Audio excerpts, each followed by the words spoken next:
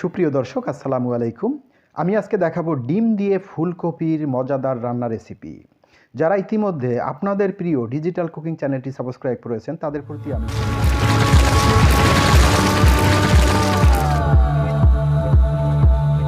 দর্শক, আমরা প্রথমে একটি কড়াই গরম করে নিয়েছি। এর মধ্যে দিয়ে দিচ্ছি আধা কাপ পরিমাণে সয়াবিন তেল।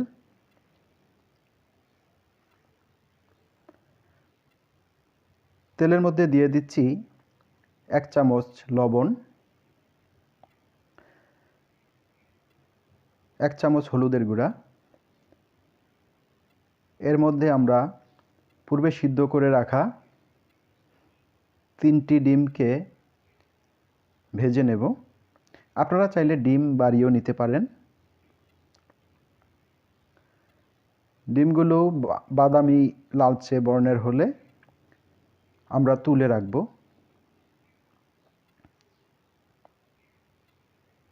দেখুন বাদামি বর্ণের হয়ে গেছে। এবার আমরা ডিমগুলোকে আলাদাভাবে তুলে রাখছি।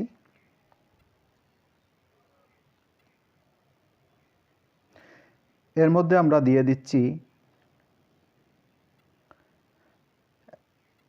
আধা চামচ হলুদের গুঁড়া,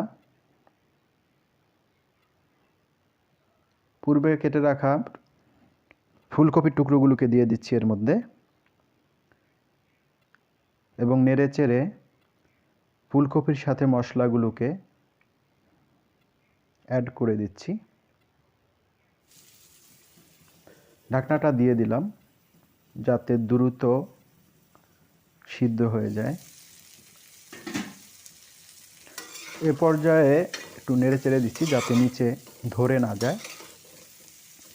ফুলকপিটাকে ভাজা হয়ে গেছে, আবারও ঢাকনা দিয়ে দিচ্ছি। ঢাকনা তুলে এর মধ্যে আমরা দিয়ে দেব 1 চামচ আদা বাটা,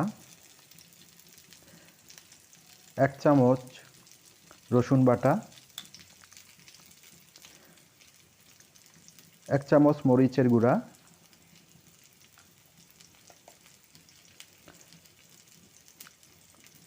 আধা চামচ হলুদের গুঁড়া, আধা চামচ গরম মশলার গুঁড়া এবং আধা চামচ ধনিয়ার গুঁড়া, আধা চামচ জিরার গুঁড়া। এবার মশলাগুলোকে আমরা ভালোভাবে ফুলকপির সাথে মিক্স করে নেব। মিক্স করার পরে এর মধ্যে আমরা দিয়ে দিচ্ছি 3 কাপ পরিমাণে গরম পানি, যেগুলো আগে আমরা গরম করে রেখেছি। নেড়ে চেড়ে ভালোভাবে মশলাগুলোকে মিক্স করে নিচ্ছি। আবারও ঢাকনাটা দিয়ে দিলাম। এভাবে আমরা 20 থেকে 25 মিনিট রাখবো। আবারও তুলে নিচ্ছি ঢাকনাটাকে। এবার একটু নেড়ে চেড়ে দেব। এর মধ্যে দিয়ে দিচ্ছি টমেটো কুচি, 2টো টমেটো নিয়েছি এখানে, যার ফলে স্বাদটা আরও বেড়ে যাবে অনেকটা। এবং এর মধ্যে দিয়ে দিচ্ছি পূর্বে ভেজে রাখা ডিমগুলোকে ভালোভাবে ঝোলের মধ্যে ডুবিয়ে দিচ্ছি।